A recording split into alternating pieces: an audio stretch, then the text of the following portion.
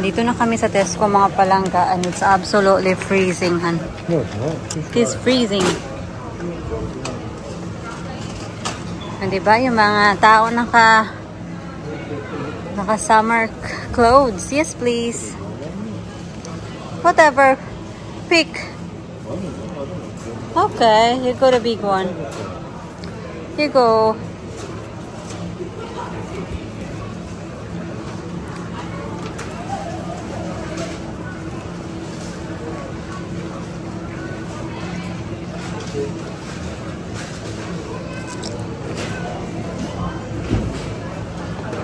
Are we getting a salad stuff? Are we getting a salad stuff? Do we still have tomatoes?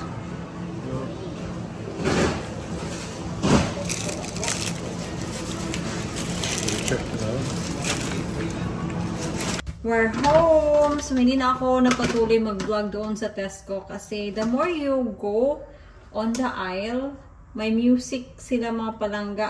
Palakas ng palakas yung music nila. Anyway, pumunta din kami sa Aldi to buy some steaks for our dinner. So, ito, bumili kami ng 2 steak.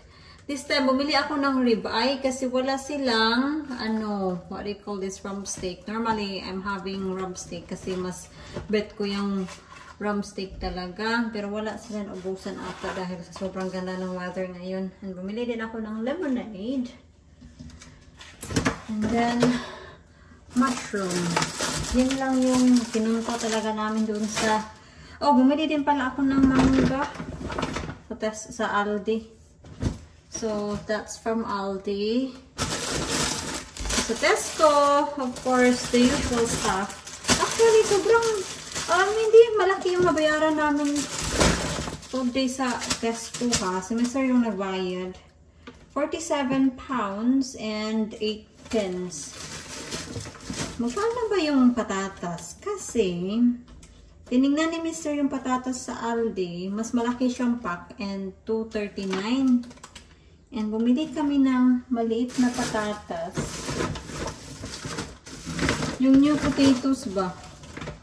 Hindi ko alam. Ano ba? Saan ba yun?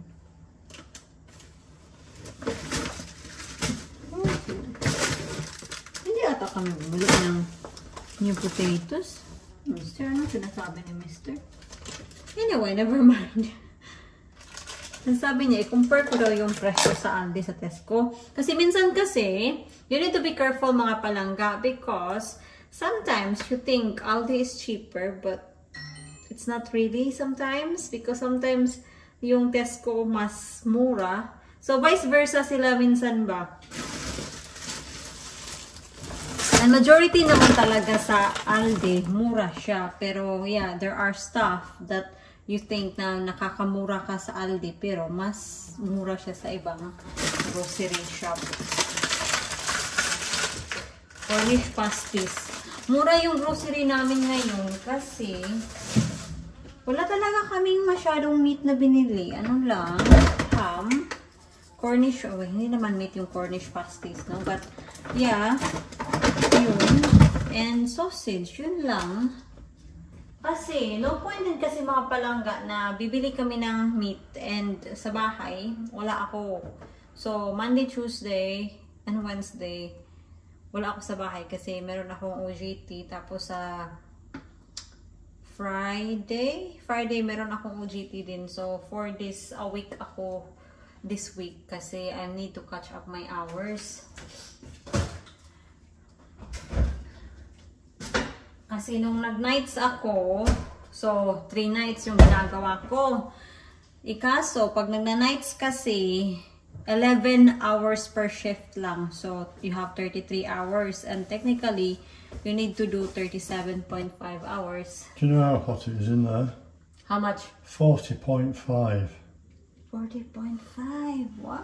Yeah. That's hot. So, that's why I need to do an extra shift para mabuo yung or kompleto yung oras ko.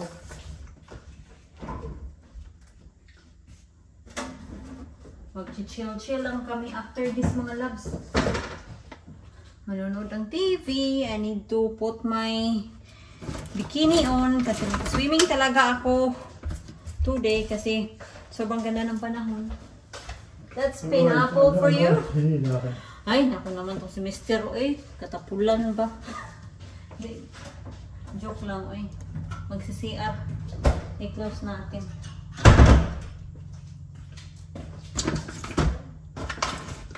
Buti na lang, pinaalala sa akin ni Mr. na kailangan ko ng granulated sugar and castor sugar.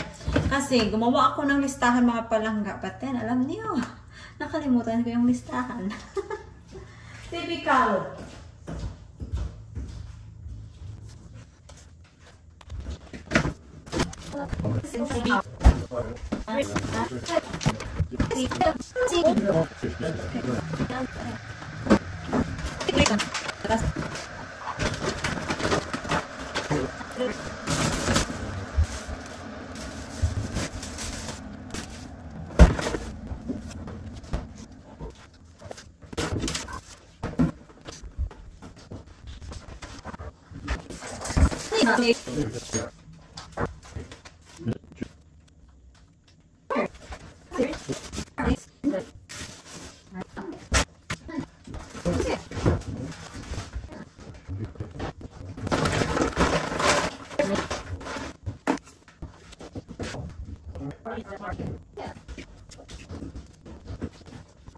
Ito na yung hapunan namin mga love, steak. And tapos meron akong coleslaw and meron siyang salad. Enjoy, mister! And then we will be swimming. We had our dinner mga loves and now we're going for a swim. Inaantok ako mga palangga. Food coma. Ewan ko kung ako lang ba, but after kong kumain talaga, inaantok ko. Gusto kong matulog. So, para hindi naman tayo masyadong baboy, charoy. Mag-swimming tayo para mawala yung, or matunaw yung kinain natin ba.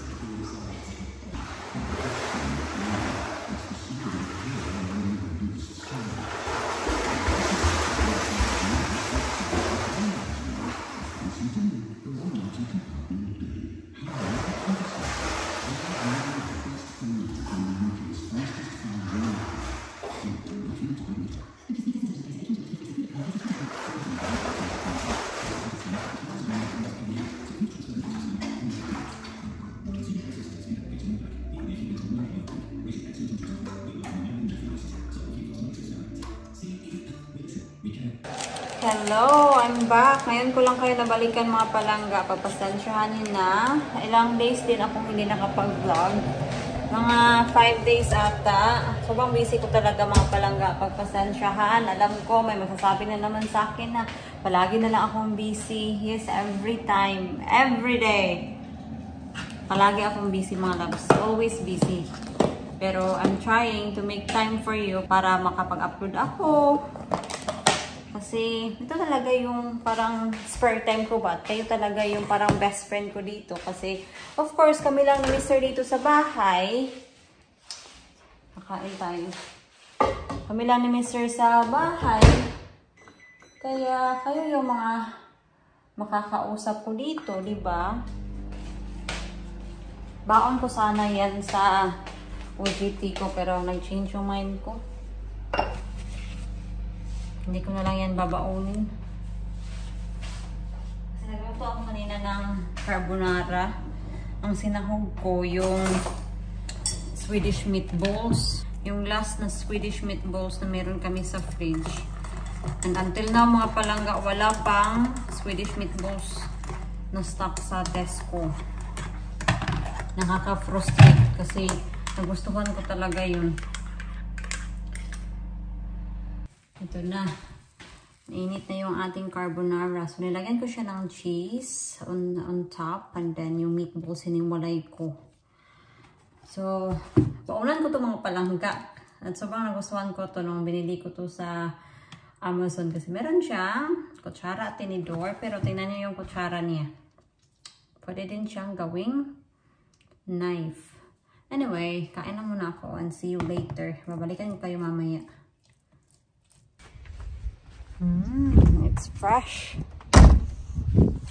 Magsiswimming si Mr. mga palangga. Sabi ko hindi ako magsiswimming kasi naligo ako kanina tapos nag-lotion na ako. Kaya kung mabasa ulit yung buhok ko.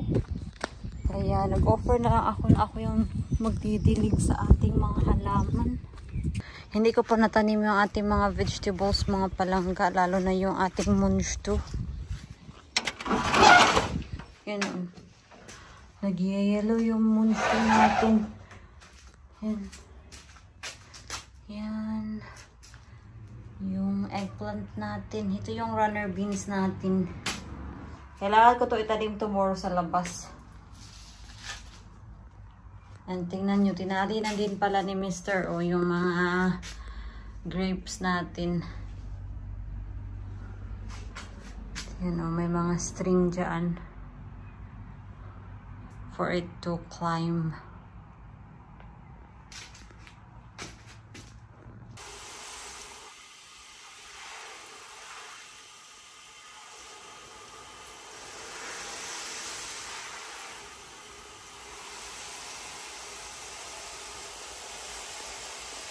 You go 1, 2, 3, 4, 5, 6, 7, 8, 9, 10. Whoa!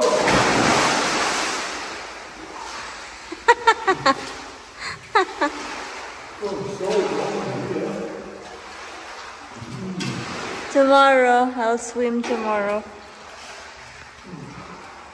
So long. Good. Oh, yes.